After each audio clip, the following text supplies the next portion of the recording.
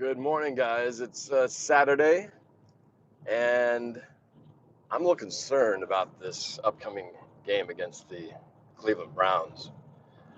If you haven't heard, we've got some pretty significant injuries to our offensive line. Dwayne Brown, questionable, but likely out with his bicep injury that he injured against the Saints, I believe. And DJ Fluker, also questionable, likely out. What's up? More of me, Marvin, Mesh. uh, Fluker, right guard, hurt his hamstring playing the Rams in our last game, so he's likely out. And then Ethan Posick, who's normally our next man up, he's out with a back injury that he's been dealing with for a while now.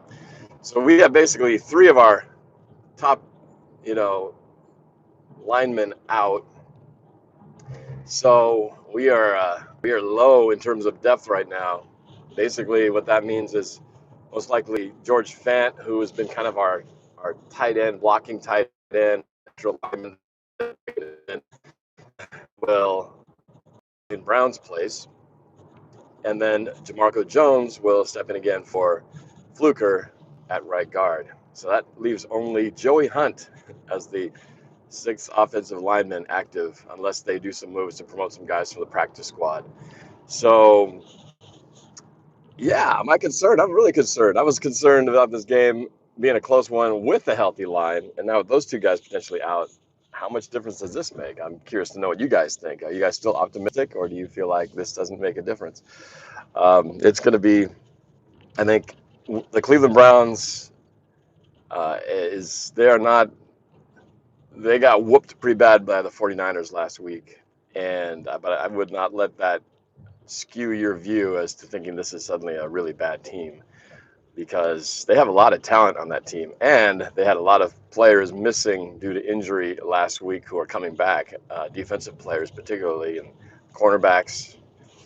And so it's not going to be the same team that we saw last week, getting their butts kicked on Monday Night Football. If you haven't seen it yet, take a look at the video I did yesterday. I did a collaboration with a couple of other teams, NFL teams, uh, YouTubers. Uh, Dieter McBusiness from a Patriots fan, and who's been helping me get together different team YouTubers to do some collaborations talking about our teams. And then a Cleveland Browns fan also joined us yesterday to talk about some of the things going on. And a link to the video at the end of this one. You can take a look at it. But yeah, it's not like that's going to mean everything about the game. But of course, as we all know, the game of football is battled in the trenches. So much of what's dictated of what you can do is how your offensive line plays. And we've had concerns about our offensive line when the starting five guys, what more with two guys, one of them being a Pro Bowler, left tackle out. What's that going to mean in terms of our ability to move the ball, the ability to pass block or pass protect, and our running game? So, it's definitely Russ is going to have to be very creative. Hopefully the offensive coordinator Schottenheimer is going to be taking this into account and thinking of ways to make these guys to be in a position to succeed as much as possible. And the other guys are going to have to step up. The replacement guys are going to have to step up. Russell Wilson's going to have to find ways to get creative again, and really an opportunity for him to, if there was a time to be an MVP performance to help lift your team over obstacles, this would be a season-defining one, because right now going into it, I think the media is probably a little bit on the side of the Cleveland Browns and looking at this game, and if Russell can find a way to bring the team over this adversity, just that much more for another feather in his cap to the league, that he belongs in the MVP conversation for sure. So, as I'm backing up here and trying not to hit anything, go and try this home. Um, so that's kind of the main concern I have at this point. Those are the major injuries. I think Chris Carson, that was listed with having some kind of a shoulder issue, but I think he's going to be good to play. So we'll see what happens. I see Rohan, 49ers fan, saying, "No, the media wants Seattle or expects Seattle to win."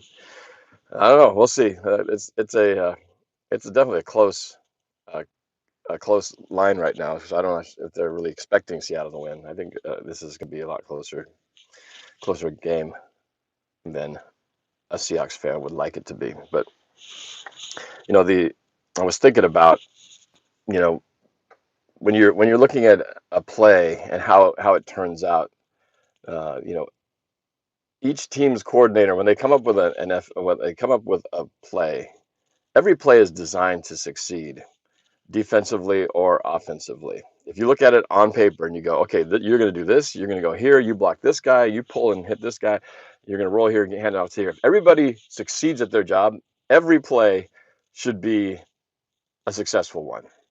Okay, I mean, that's the reality of when you draw it up.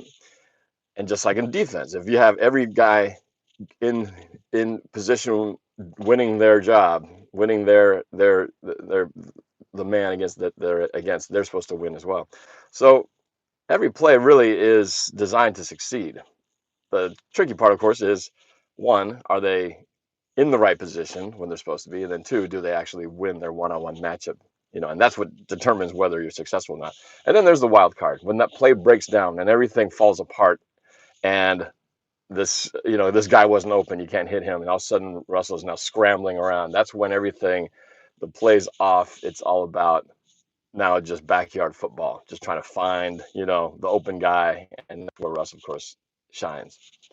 So this will be interesting to see how Seattle game plans this from the beginning. Oftentimes it feels like Seattle goes very conservative, trying to establish the run, which I understand, but I've been saying there's two things I'd like to see Seattle's tendencies change a little bit.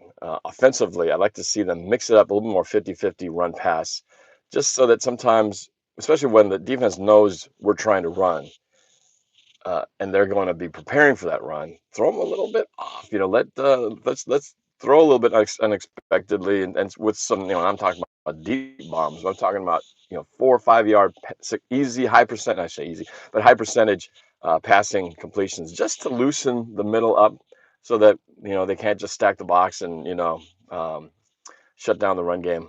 Build a wall right there. And I think that'll just kind of keep things to where the middle and the linebackers, they have to kind of respect the pass there. And hey, Jeffrey Thompson, what's up? Hey, but thank you for the $4.99 super chat. I appreciate it. And you guys are all welcome to throw in a super chat. It's a great way to support my channel and get your comment highlighted here. We got this, bro. Don't worry, says Jeffrey. Okay.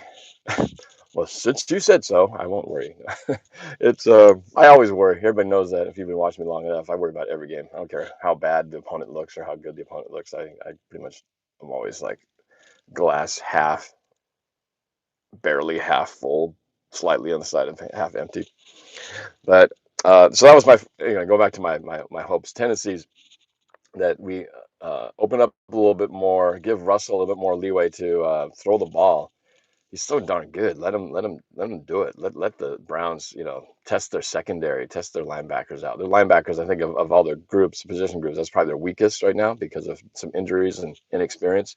So let's test those guys. Let's throw some slant patterns in there. Let's some curl routes. Just get some positive yardage. I want to see positive yardage in the first play from scrimmage and the first series.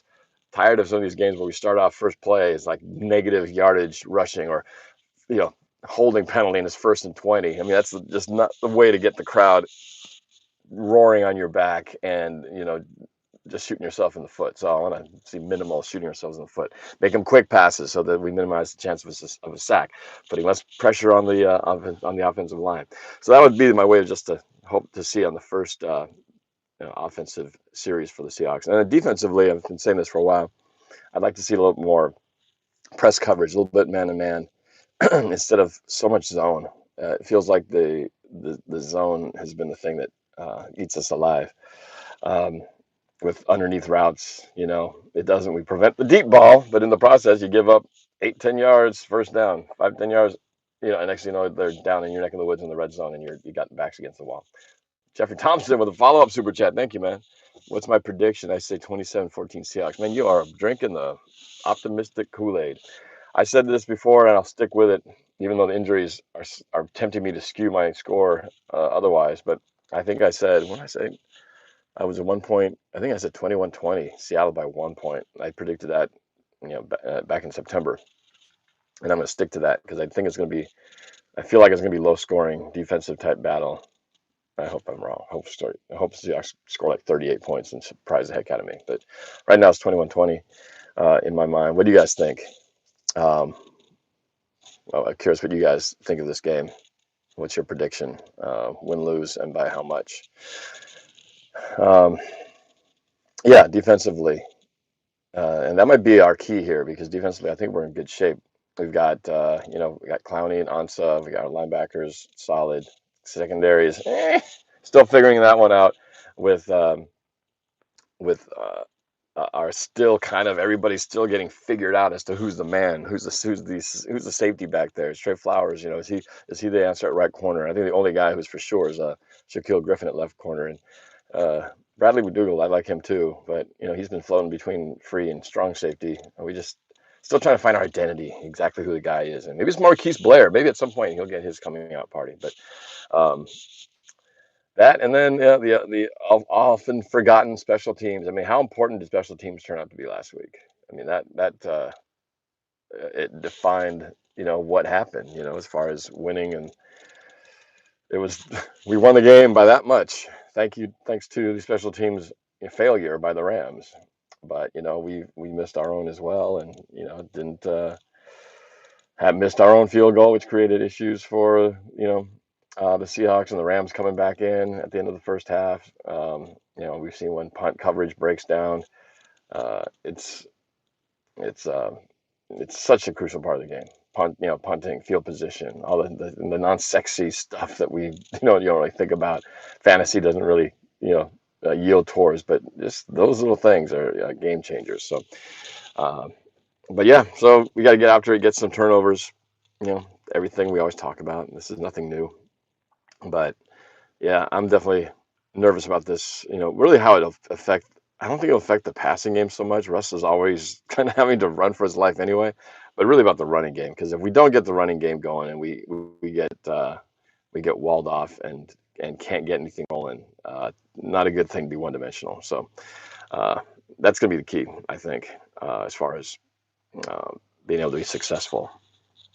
So, oh, we're still there. There we go. Anyway, later on today, I'm having a part two, second collab with a uh, Cleveland Browns YouTuber later on this afternoon with Unger to the Max. He's a diehard Cleveland Browns fan, and I know he's collaborated with other teams, YouTubers, and so we're going to do a little chat, talk about this matchup. We didn't really talk about the injuries yesterday for the Seahawks. We might talk about that today and how he thinks is going to be for the confidence of his team. So that'll be later on this afternoon around what do we say, around 4 o'clock my time, Pacific time. So wherever you guys are at, whatever time it will be, tune in, and it should be we'll be doing this live. Might even take some phone calls. We'll see how it goes.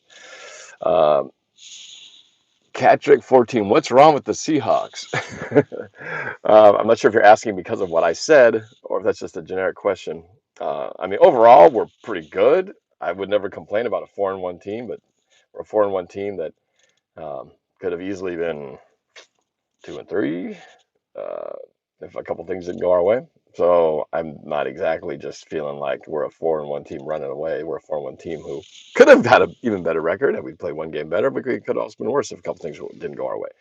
But yeah, injuries on the offensive line, biggest issue right now, biggest concern. But we'll see. We've had other games where we've had guys step in and not miss a beat. So, it's not the end of the world, but it's something to keep an eye on. Again, left tackle, Dwayne Brown, injury, most likely not going to play. And then right guard,